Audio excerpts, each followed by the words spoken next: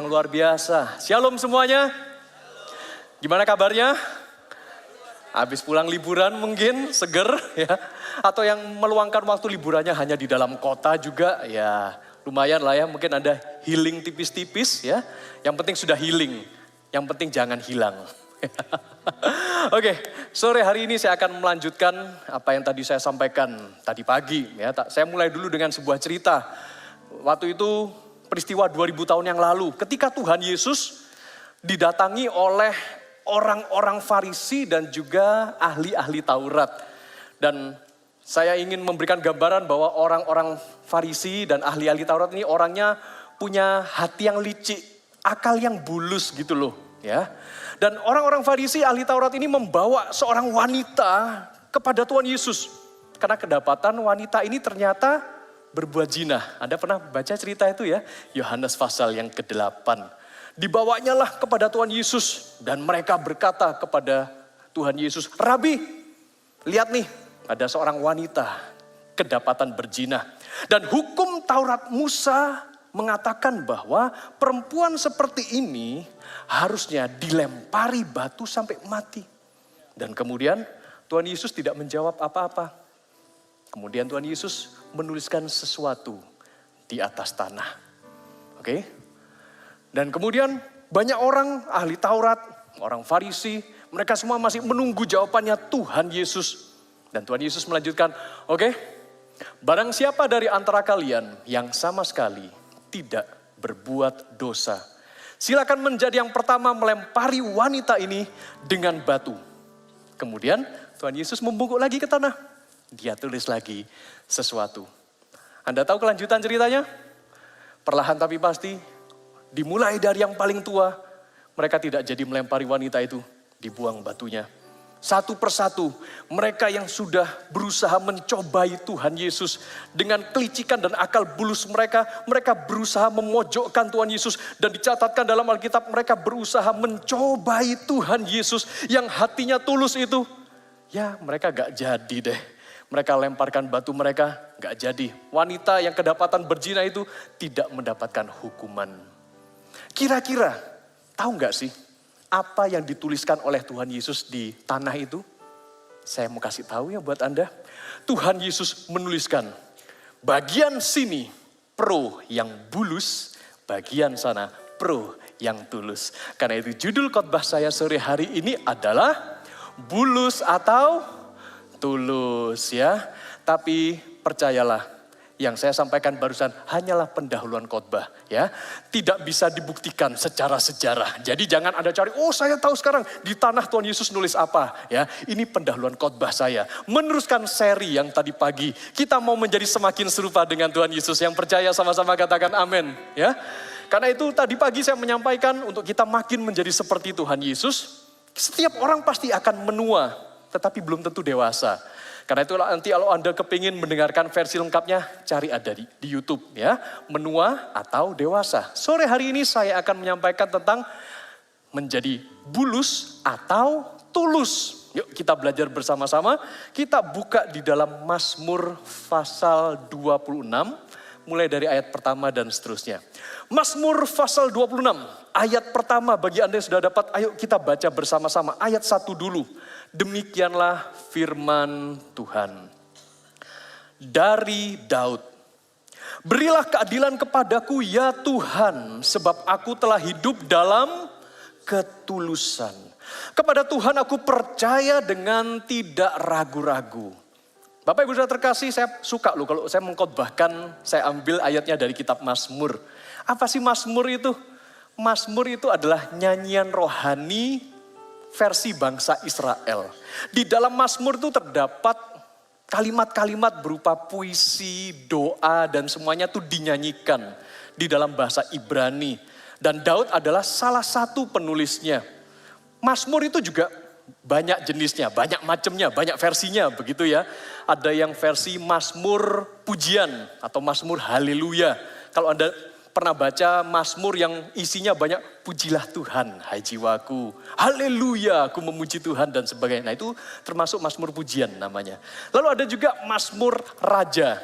Itu isinya pengagungan terhadap Tuhan. raja di atas segala raja. Maksudnya gitu ya. Lalu ada Mazmur hikmat atau Mazmur pengajaran. Isinya di situ juga tentang pengajaran. Ada juga Mazmur yang mengandung sejarah. Bahkan dikisahkan di dalam Mazmur itu seperti runtutan bagaimana Tuhan menyelamatkan umatnya keluar dari Mesir, melewati Laut Tebrau dan diselamatkan. Ada juga Mazmur ucapan syukur. Ya, di situ banyak kata-katanya bersyukur, bersyukur dan bersyukur. Mazmur hikmat yang penuh dengan kata-kata hikmat. Lalu Mazmur pasal 26 ini termasuk Mazmur apa? Ini adalah Mazmur keyakinan. Loh, dari mana kita tahu Pastor? Ini jenis Mazmur keyakinan. Baru kita baca di ayat 1 tadi. Di kalimat bagian terakhir. Kepada Tuhan aku percaya dengan tidak ragu-ragu. Ini termasuk Mazmur keyakinan. Jadi sewaktu kita membacanya, itu bobotnya harus penuh dengan keyakinan. Penuh dengan iman, penuh dengan pengharapan. Orang yang yakin kepada Tuhan, percaya bahwa Tuhan itu ada. Betul ya? Percaya bahwa saya dan Anda, sekalipun kita menghadapi cobaan, masalah gitu ya. Percayalah Anda masih punya Tuhan. Aku masih punya Tuhan, punya pengharapan. Aku tetap beriman Tuhanku. Siapa Tuhan kita? Yesus kekuatanku, Yesus kekuatanku. Aku masih punya Tuhan. Orang yang beriman tuh yakin. Sekalipun menghadapi tantangan, cobaan, masalah. Masih punya Tuhan. Orang yang punya Tuhan punya pengharapan. Punya keyakinan. Bapak Ibu Saudara. Ya, kita lanjutkan ini. Baca ayat 2 sampai 12. Bergantian aja ya kita bacanya ya. Ini agak panjang ayatnya. Ayat 2 sampai 12, saya ayat 2, lanjut nanti Anda ayat 3, saya ayat 4, bergantian gitu ya. Demikian firman Tuhan, ayat 2. Ujilah aku ya Tuhan dan cobalah aku, selidikilah batinku dan hatiku. 3. Mataku tertuju pada kasih setiamu dan aku hidup dalam kebenaranmu. 4. Aku tidak duduk dengan penipu dan dengan orang munafik, aku tidak bergaul. 5. Kepada perkumpulan orang yang berbuat jahat dan dengan orang fasik aku tidak duduk. 6. Aku membasuh tanganku tanda tak bersalah. Lalu berjalan mengelilingi mezbahmu ya Tuhan. 7. Sambil memperdengarkan nyanyian syukur dengan nyaring. Dan menceritakan segala perbuatanmu yang ajaib. 8. Tuhan aku cinta pada rumah kediamanmu. Dan pada tempat kemuliaanmu bersemayam. 9. Mencabut nyawaku bersama-sama orang berdosa. Atau hidupku bersama-sama orang penumpah darah. 10. Yang pada tangannya melekat perbuatan mesum. Dan yang tangan kanannya menerima suapan. 11. Tetapi aku ini hidup dalam ketulusan. Bebaskanlah aku dan ayat 12 sama-sama. 1, 2, 3. Kakiku berdiri di tanah yang rata. Aku mau memuji Tuhan dalam jemaah. Ketika kita membaca ayat demi ayat tadi Bapak Ibu dan Saudara, di sini terkandung sebuah message. Bagaimana kita mau menjadi semakin serupa dengan gambaran pribadi juru selamat kita Yesus Kristus yang pribadinya begitu tulus. Sampai dia bisa menolak pencobaan yang datang dari ahli Taurat dan orang Farisi sehingga Tuhan Yesus pun tetap melakukan Taurat Musa. Tetapi dia pun juga tidak menjatuhkan hukuman melempar batu kepada wanita yang kedapatan berzina. Di dalam ayat-ayat yang kita baca di dalam Mazmur pasal 26 ini terdapat ciri-ciri mana orang yang berakal bulus dengan ciri-ciri mana orang yang hatinya tulus. Kita mulai dulu ya. Dengan orang-orang yang hatinya bulus itu seperti apa? Ini sekaligus kita check up ya secara rohani. Jangan-jangan salah satu ciri ini menempel pada kita. Kan bahaya gitu ya. Dan kita mau bertobat, kita belajar diarahkan firman Tuhan. Oke, lihat ayat yang keempat. Demikian firman Tuhan, ciri yang pertama dari orang dengan akal bulus. Orang berakal bulus itu artinya hatinya licik gitu ya. Ayat 4 dikatakan demikian, aku tidak duduk dengan penipu dan dengan orang munafik aku tidak bergaul. Kalau saya biasa pakai Alkitab tuh versi yang tercetak, saya kasih stabilo. Ini loh, ciri-ciri orang yang berakal bulus. Penipu dan munafik. Loh, seperti apa sih orang nipu dan munafik ini ya? Orang penipu itu adalah orang yang berpura-pura di awal. Ujung-ujungnya, nah ini dia, punya pengaruh untuk mengendalikan kita. Memanipulasi kita, ngerjain kita dan merugikan kita. Itu penipu. Munafik, ya mirip-mirip lah, satu server. Ibaratnya orang munafik begini, kalau dia berkata-kata, kata-katanya adalah kebohongan. Kalau dia berjanji, pasti diingkari. Bahaya nih orang kayak gini ya. Dan kalau dia dikasih kepercayaan, malah dikhianati. Itu orang munafik. Coba yang mengerti, coba angguk-angguk kepala lalu berkata, oh kayaknya kenal aku sama orang itu. Ya, yang penting bukan di dalam rumah Tuhan ini kan. Oh, di luar sana banyak kayak pastor ya. Mungkin orang kayak gitu pura-pura ke gereja. Pura-pura pelayanan ya. Pelan-pelan kita dibaiki. Halo bro, sis ya. Mas, mbak gitu ya. Atau cece, meme, koko, titi. Ya awalnya masih dibaik-baikin. Kemana-mana kita ketemu disapa. Ya, ketika kita mau memasuki sebuah ruangan dibukakan pintunya, ya tanda-tanda seperti itu, saudara-saudara. Lalu makin baik, kok kamu makin baik ya sama saya? Ya, iya. Tapi tahu nggak, aku belakangan ini punya kebutuhan. Nah ini tanda-tandanya.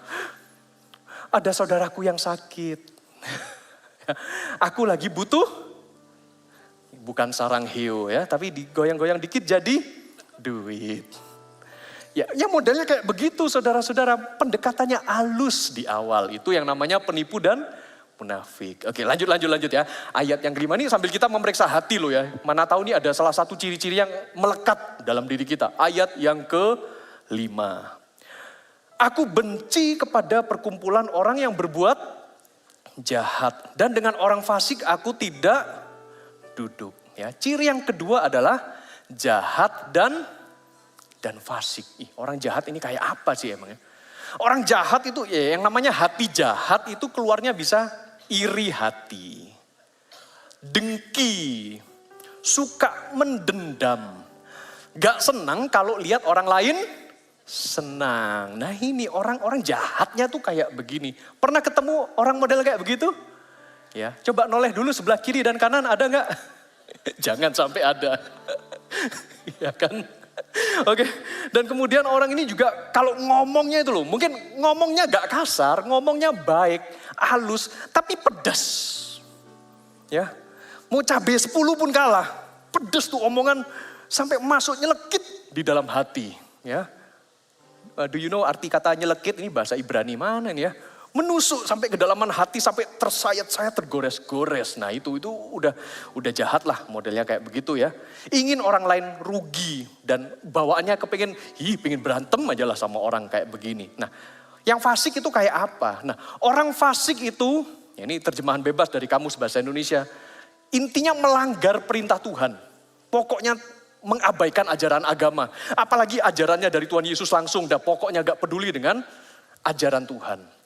Nah saya ingin merangkumkan ciri-ciri penipu, munafik, jahat, dan fasik ini dalam sebuah cerita. Suatu kali ada penjual roti yang ingin membeli tepung kepada pedagang tepung. Ya, dia katakanlah beli tepung 1 kilo. Nah dia sudah langganan ini beli tepung 1 kilo kepada pedagang tepung. Tetapi lama-kelamaan dia cuma penasaran, ini beneran 1 kilo enggak ya tepungnya? Akhirnya dia timbang ini tepung, ternyata kedapatan gak sampai 1 kilo, cuma 800 gram. Berarti dikorupsi berapa gram? 200. Wah ini gak bisa dibiarkan. Dia seret ini penjual tepung menghadap hakim. Minta diadili. Oke, Pak Hakim, ternyata penjual tepung langganan saya selama ini sudah nipu saya. Dia jahat, fasik, munafik.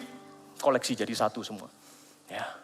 Kemudian hakim bertanya kepada penjual tepung, apa pembelaanmu? Pak Hakim, sebetulnya alat timbangan saya rusak. Loh, alat timbanganmu rusak kok berani jualan? Lah ya, saya cuma punya neraca. Dan saya biasanya untuk menimbang 1 kilo, saya beli roti dulu kepada si penjual roti. Di roti itu tulisannya 1 kilo. Lalu saya timbang, kalau ini beneran rotinya 1 kilo, saya isi di neraca satunya, tepung sampai beratnya seimbang. Berarti kesimpulan saya ini adalah 1 kilo. Yang nipu siapa? Halo? Kadang-kadang orang jahat, orang licik, orang fasik, munafik itu maling teriak, maling, jahat teriak, jahat, nipu teriak, nipu, Bapak Ibu Saudara. Ya, ciri yang ketiga, ayat yang ke-9 ya. Janganlah mencabut nyawaku bersama-sama orang berdosa. Atau hidupku bersama-sama orang penumpah darah. Ciri yang ketiga ini kok berat banget. Berbuat dosa dan niat menumpah darah. Oke, menumpah darah itu kan sama dengan membunuh gitu ya. Mungkin hari ini kita tidak membunuh pakai pisau. Ya, kita gak membunuh pakai senjata yang namanya pistol gitu, enggak. Tapi hati-hati gunakan lidahmu, hati-hati gunakan lidahmu. Allah Bapa di surga melihat ke bawah. Hati-hati gunakan lidah kita. Dengan lidah, dengan perkataan kita bisa membunuh sebuah hubungan. Oleh karena itu saya undang seorang pria ganteng, tunjukkanlah pesonamu. Ya. Ada sebuah cerita Bapak Ibu Saudara, ya. Perkenalkan ini namanya Abraham. Silakan Abraham di sini. Ya. Bukan satu kebetulan Abraham ini punya teman, punya sahabat namanya Ayub. Betul, ini real name kan? Namanya Abraham, namanya Ayub, saudara-saudara. Mereka adalah teman sudah begitu lama punya hubungan lah, bertahun-tahun. Mereka kongko-kongko bareng belasan tahun. Mereka begitu akrab, mereka begitu suka ngopi bareng, nge-gym bareng, jalan-jalan bareng, bisnis bareng, kurang lebih lah kayak begitu. Nah, kemudian muncullah pihak ketiga. Siapakah dia? Contohnya saya, ya. Pakai contohnya saya aja lah ya, biar aman gitu ya. Lalu saya melihat hubungan mereka, sini, kembali ke sini Abraham. Saya melihat kedekatan mereka, mereka kok bisa akrab banget ya. Mereka bisa kerja sama bareng, bisnis bareng. Lalu saya mulai berkenalan sama dia, Shalom. Kenalan, dibaik-baikin. Kerjamu apa, tinggalmu di mana dan sebagainya. Udah, kita berteman. Tetapi persahabatan saya dengan Abraham tidak bisa sedekat antara Abraham dengan Ayub. Ya, karena namanya juga baru kenal. Lalu saya tahu bahwa saya follow Instagramnya. Oh, ternyata mereka berkawan. Aku juga mau berkawan sama dia. Halo, kenalan, Ayub. Ya, akhirnya saya kenal sama dia. Ya, kemudian kadang-kadang kita juga ngumpul bersama. Yuk kita ngopi bareng yuk, kita ngopi. Ternyata kalian kenal ya. Oh, kenal. Ternyata satu sama lain sobatan. Kayak begitu. Ya sudah. Tapi lama-kelamaan ada iri hati, dengki, dan rasa tidak puas. Kok mereka bisa begitu akrab ya? Saya tidak bisa seakrab dengan mereka. Karena itu sudah mulai maksud yang berdosa. Saya mulai seret nih Abraham. Bro, tahu nggak? Selama gue temenan sama kamu, ternyata diam-diam si Ayub itu suka jelek-jelekin kamu. Mulai kemakan nih dia. Oh enggak! Dia teman baik gue, dari kecil kita main bareng. Gak percaya lu. Pokoknya setiap kali gue ngopi bareng sama dia, dia ngomongin semua kejelekanmu. Wah, mulai panas nih, sakit hati. Tapi gak berani konfirmasi, ya kan? Karena masih sahabatan baik. Oke. Tapi di lain pihak, saya mulai ngobrol sama dia. Bro, tahu gak? Sobat lu dulu yang dari kecil itu, begitu ngomong-ngomong sama gue, segala sesuatu yang jelek tentang lo diceritain sama gue. Panas gak hatinya? Panas. Akhirnya ketika mereka ketemu lagi, si Abraham udah buang muka sama Ayub. Udah buanglah muka lu. Ya. Akhirnya mereka sudah tidak mau berdekatan lagi, mereka udah jaga jarak. Ya, kalian kan sudah dihembusin kata-kata negatif, udah jaga jarak. Ya. Akhirnya tidak mau berteman lagi. Ini yang namanya berdosa dan penumpah darah, berniat untuk membunuh sebuah hubungan, membunuh sebuah pertemanan. Akhirnya bisnis yang mereka sudah bangun dengan baik, sudah kerjasama, retak. Karena saya ngomong, ternyata dia ambil keuntungan lebih besar dari yang kalian sepakati. Marah dia, mendingan lu kerjasama sama gue. Lah, bahaya kan? Lalu saya juga ngomong sama dia, cuannya dia ternyata ngambil dari bagianmu. Marah juga dia. Akhirnya Abraham gak mau berkawan lagi, dah balik sana. Makanya saudara-saudara kalau ada baca beneran di dalam Alkitab. Di dalam kitab Kejadian, Abraham tidak pernah mencantumkan nama Ayub. Dan di dalam kitab Ayub tidak ketemu namanya Abraham. Ya, bagian ini bercanda. Kasih tepuk tangan dong kalau bener. Masuk ya. Oke. Ya kayak gitu loh saudara-saudara. Itu loh namanya berdosa dan penumpah darah. Oke. Kita lihat yang berikutnya. Ciri-ciri yang keempat dari orang yang hatinya bulus. Ayat 10. Yang pada tangannya melekat perbuatan mesum. Dan yang tangan kanannya menerima suapan. Nah ini hati-hati nih khususnya anak muda. Ya, yang lagi pacaran. Nah, hati-hati nih ya khususnya peringatan bagi kaum cowok. Ya, ketika Anda lagi berpacaran, gandenglah tangan pasanganmu sewajarnya. Ingat, jangan sampai tangannya melekat pada perbuatan mesum. Wahai para gadis, para wanita. Nah ini dia. Kalau Anda diajak kencan, mungkin kencan pertama masih oke lah ya. Gak berani gandengan ya, sentuhan cuman kelingking sama. Ya. Lalu mulai pelan-pelan gandengan begini, ya oke lah. Tapi lama-kelamaan sudah genggaman. Orang tua pun melihatnya deg-degan. Lalu mulai yang cowoknya mulai peluk di samping. Nah ini hati-hati. Apalagi kalau pada tangannya melekat perbuatan mesum, sudah peluk dari samping lalu. Nah ini sudah bahaya. Yuk. Jaga ya pacaran kudus ya bagi anak muda lo ya.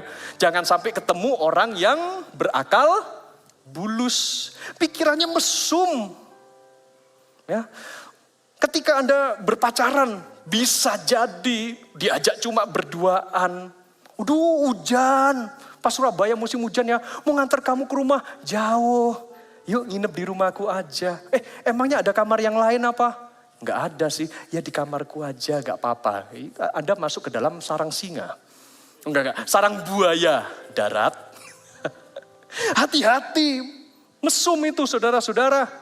Ya, hati-hati kalau Anda juga menjalin hubungan pertemanan misalkan, apalagi lawan jenis. Ya sesama jenis sih sudah mulai bahaya sih belakangan ini. Ya, apalagi sama-sama single, kepingin pacaran. Ya, dilihat latar belakangnya. Ada seorang gadis dideketin sama seorang pria. Wah, kayak dia berkepribadian. Ya, rumah pribadi, mobil pribadi, villa pribadi. Ya. Tapi tahu nggak latar belakangnya? Ternyata sudah menikah. Ya, lalu mau mendekati Anda, loh hati-hati ini sudah, pikirannya mesum, nah ini pasti. Ya, hati-hati dengan orang seperti itu dan juga menerima suap. Nah ini dalam area bisnis nih, sensitif. Supaya tender Anda menang, supaya bisnis Anda goal, ya. Wah ini kalau gak main Pak, ya istilahnya pakai main lagi ya. Kalau gak main sama orang dalam Pak, gak tembus proposal saya. Ya mau gak mau lah, saya kirimlah sesuatu. Tuhan Yesus ngomong apa? Tuhan Yesus berkata bahwa aku mengutus engkau bagaikan domba di tengah-tengah serigala. Karena itu hendaklah kamu cerdik seperti ular. Loh, boleh seperti ular. Cerdik seperti ular dan tulus. Nah ini tulus seperti merpati. Tuhan Yesus tuh ngomong penuh dengan hikmat dan ketulusan loh ya. Tuhan Yesus tidak berkata hendaklah kamu licik seperti ular. Enggak. Tapi cerdik boleh. Licik gak boleh. Cerdik itu smart, itu boleh. Akal bulus nggak boleh, paham ya? Loh, jadi bagaimana pastor ini supaya tender saya goal, bisnis saya lancar sama dia dan sebagainya. Doa. Minta hikmat sama Tuhan. Minta hikmat sama Roh Kudus. Mungkin yang Anda harus bangun sama dia bukan hubungan nyuap-menyuapnya itu. Bangunlah hubungan persahabatan. Pertemanan, jadi kawan baik aja sama dia. Bukan pas ada butuhnya. Anda sogok dia, Anda suap dia. Ya lama-kelamaan juga motivasi hati kita bisa keliru loh. Ya, ayo kita belajar tidak berbuat mesum dan jangan pakai suap menyuap. Oke, ciri-ciri orang tulus sekarang. Oke, siapa di sini kepengen menjadi orang tulus? Lambaikan tangan. Oke, semangat. Oke, yang pertama ayat 2 dan ayat 3 ya. By the way, ngomong-ngomong tentang orang tulus ini artinya tulus itu lengkap, utuh, berintegritas. Ternyata integritas dengan tulus itu sinonim ya. Dan sepenuhnya sesuai kebenaran dan fakta. Ciri yang pertama ada di ayat 2 dan 3. Ujilah aku ya Tuhan dan cobalah aku. Selidikilah batinku dan hatiku sebab mataku tertuju pada kasih setiamu dan aku hidup dalam kebenaranmu. Yang pertama orang tulus itu hidup benar dan transparan. Hidup apa adanya itu integritas Bapak Ibu Saudara. Karena itu dia tidak takut kalau dia diuji sama Tuhan. Ujilah aku Tuhan. Lihat nih sampai kedalaman hatiku, gak takut. Beda dengan orang yang berakal bulus. Kalau Anda itu hatinya berakal bulus, hubungan Anda gak akan tahan lama. Gak ada yang tahan pacaran sama orang yang akal bulus, gak ada. Gak ada orang yang tahan lama juga punya hubungan bisnis dengan orang yang akal bulus. Yuk tinggalkan akal bulus ya. Tapi mendingan hidup tulus di hadapan Tuhan. Ya, hidupnya transparan apa adanya. Gak palsu, gak pakai drama, gak settingan. Yang kedua, ayat yang ke-7. Seperti apa orang tulus itu? Sambil memperdengarkan nyanyian syukur dengan nyaring dan menceritakan segala perbuatanmu yang ajaib. Orang tulus suka bersyukur. Saya barusan ketemu sama teman saya yang ternyata kami dulunya teman sekolah. Sudah puluhan tahun dia membandingkan kehidupan saya dulu masa sekolah dengan sekarang. Saya taunya Robert dulu itu pendiam. Ya. Ternyata ketemunya di satu gereja, pelayanan lagi. Saya lihat kamu kok suka ngomong, ya namanya khotbah mesti ngomong ya kan. Ya, banyak bicaranya gitu, kok bisa? Saya ngomong sama dia, karena saya suka bersyukur. Apapun yang terjadi dalam kehidupan ini, mau kehidupan kita lagi diberkati, ku mau selalu bersyukur, tetap bersyukur. Ketika mungkin saya mengalami kerugian, ku mau selalu bersyukur, ya tetap bersyukur. Selalu bersyukur, ya jangan mengeluh, ucapkan kata-kata syukur di hadapan Tuhan. Ketika bisnis kita lagi diberkati, ku bersyukur Bapa. Ku bersyukur Bapa. Kita terus bersyukur. Usaha lagi rugi, tetap bersyukur. Ku bersyukur Bapa. Sekalipun hatinya berat. Oh usahaku ya Tuhan, tokoku nyaris bangkrut. Ku bersyukur Tuhan. Tetap bersyukur. Orang tulus suka bersyukur dan menceritakan segala perbuatan yang ajaib. Suka bersaksi kemana-mana Tuhan itu baik. Ciri yang ketiga dari orang yang tulus itu ayat yang ke-8. Tuhan, aku cinta pada rumah kediaman-Mu dan pada tempat kemuliaan-Mu bersemayam. Orang tulus cinta hadirat Tuhan dan rumah Tuhan. Orang yang cinta hadirat Tuhan seperti saya dan Anda yang tulus-tulus ini, sukanya berdoa, sukanya menyembah Tuhan. Karena kita suka hadiratnya. Suka datang ke gereja. Mau hujan, gak hujan, tetap kita datang beribadah di gereja. Kita cinta rumah Tuhan. Kita cinta sama pelayan-pelayan Tuhannya. Anda pun cinta sama hamba-hamba Tuhannya. Kamsia, terima kasih Sesye. Ya. Kamsamida, Anda cinta kepada kami semua. Cinta Tuhan, cinta rumah Tuhan. Itu ciri orang tulus yang ketiga. Masih lanjut? Ciri orang tulus yang keempat itu ada di ayat 11 dan 12. Demikian firman Tuhan. Yuk baca sama-sama. Ayat 11 dan 12. Tetapi aku ini hidup dalam ketulusan. Bebaskanlah aku dan kasihanilah aku. Kakiku berdiri di tanah yang rata. Aku mau memuji Tuhan dalam jemaah. Orang tulus suka memuji Tuhan. Ya, dari tadi saya sedikit-sedikit nyanyi gitu ya. Karena ini Mazmur kan namanya juga kitab nyanyian. Ternyata Mazmur pasal 26 ada nyanyiannya juga Bapak Ibu Saudara. Cobalah aku Tuhan, Bisa nyanyi? Ujilah aku Tuhan, selidiki batinku dan hatiku. Mataku tertuju padamu. Orang tulus cinta rumah Tuhan. Aku cinta padamu Tuhan. Yang bisa ikut nyanyi? Aku rindu hadirat-Mu Tuhan. Aku ingin selalu dekat padamu. Menikmati kehadiran-Mu. Itu loh orang tulus, suka deket sama Tuhan. Cinta Tuhan, cinta rumah Tuhan, dan melayani juga di dalam rumah Tuhan. Amin. Ya. Dan mungkin Anda bertanya, apakah dari semua perbedaan yang ada antara orang berakal bulus dengan orang yang hatinya tulus, ada kesamaannya enggak sih?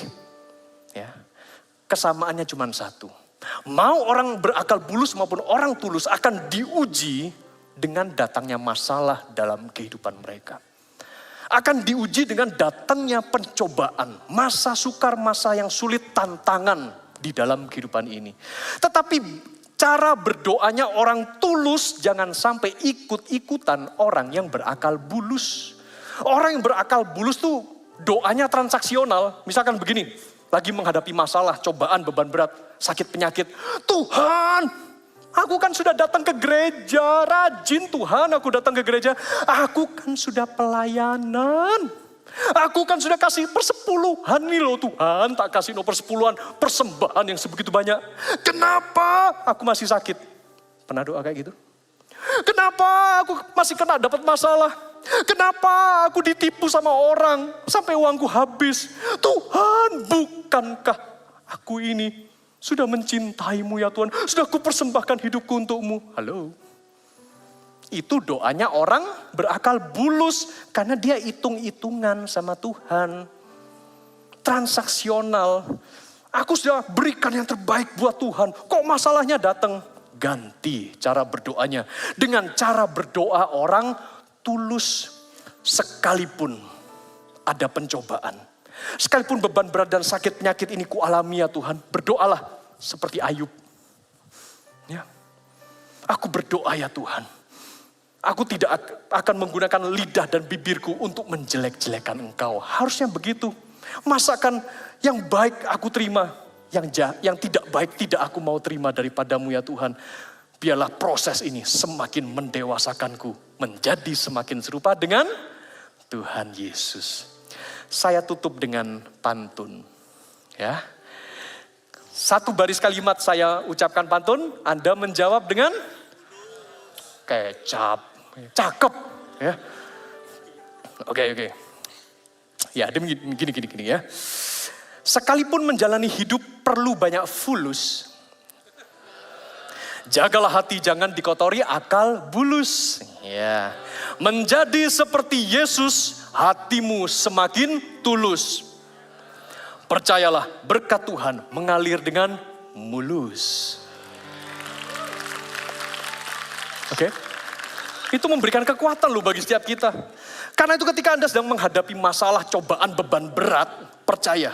Sebab firman Tuhan juga menggaransi setiap kita, Tuhan pasti berlaku adil. Tuhan pasti melindungi orang-orang yang hatinya tulus. Tuhan pasti nolong Anda Bapak Ibu Saudara. Ya. Dan kalau Tuhan pasti menolong kita, menolong orang-orang yang tulus. Keinginan kita adalah untuk menyenangkan Dia. Kalau Anda kepingin semakin serupa dengan Tuhan Yesus, ya ini kan tema kita sepanjang bulan ini kan makin dewasa rohani ya. Makin dewasa kita makin menjadi serupa dengan Tuhan Yesus. Kalau kita punya keinginan menjadi semakin serupa dengan Yesus itu berbanding lurus dengan keinginan untuk menyenangkan hati Tuhan. Semua orang-orang yang tulus dan ingin menyenangkan hati Tuhan, siapakah orangnya? Adakah dalam ruangan ini? Kalau ada bisa lambaikan tangan. Dan jangan cuma angkat tangan. Ayo bangkit berdiri bersama-sama. Kita mau menyenangkan hati Tuhan Yesus ya. Yuk berikan tepuk tangan bagi Tuhan kita.